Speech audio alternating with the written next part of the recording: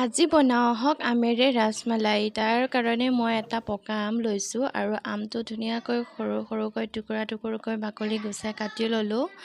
আৰু এয়া আমটো মোৰ প্ৰায় কাটা হৈ গৈছে আৰু মিক্সাৰত মই এইটো পিচি ল'ম। আৰু এতিয়া মই ব্ৰেড লৈছোঁ 3খন আৰু ব্ৰেডখনৰ চাৰিওফালে মই এনেকৈ কাটি লৈছোঁ।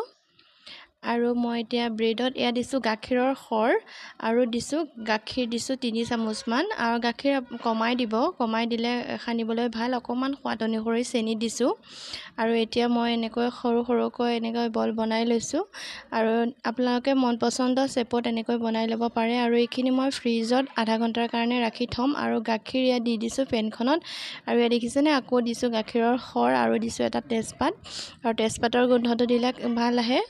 আৰু ইয়াতে মই এতিয়া দিছোঁ এচামুচ চেনি, আপোনালোকে নিজৰ সোৱাদ অনুসৰি দিব পাৰে। ইলাইচি দিলোঁ 3টামানকৈ পিচি দিলোঁ আৰু এইখিনি মই এতিয়া ঠাণ্ডা হ'বৰ কাৰণে নমাই ৰাখিছোঁ। তেজপাতখিলা আঁতৰাই দিছোঁ আৰু পিচি ৰখা আমখিনি মই ইয়াতে এতিয়া দি দিছোঁ আৰু আমখিনি দি ধুনীয়াকৈ এইখিনি আকৌ লৰাই দিছোঁ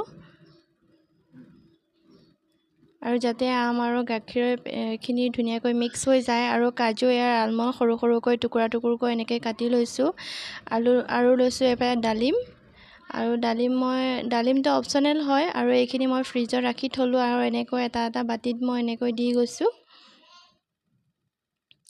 আৰু এইখিনি ধুনীয়াকৈ দি লৈছোঁ। ওপৰৰ পৰা কাজু আৰু আলমণ্ড কাটি ৰখাখিনিও দি দিছোঁ, অকণমান ডালিম দি দিছোঁ আৰু ইয়াত দেখিছেনে এইখন প্লেটতো মই এনেকৈ দি দিছোঁ আৰু এইখিনি মই ফ্ৰিজত ৰাখি থ'ম। আৰু এনেকৈ বনাই এবাৰ খাই চাবচোন, সঁচাই গৰমত এনেকৈ খাবলৈ বহুত ভাল লাগে আমৰ ৰাজমালাই। আৰু মই আজি বনাই খালোঁ আৰু আপোনালোকে বনাই খাই কমেণ্ট এটা কৰি জনাব কেনেকুৱা পালে। সঁচাকৈ খাবলৈ বহুত টেষ্টি হৈছে। আজিলৈ আহোঁ, বাই।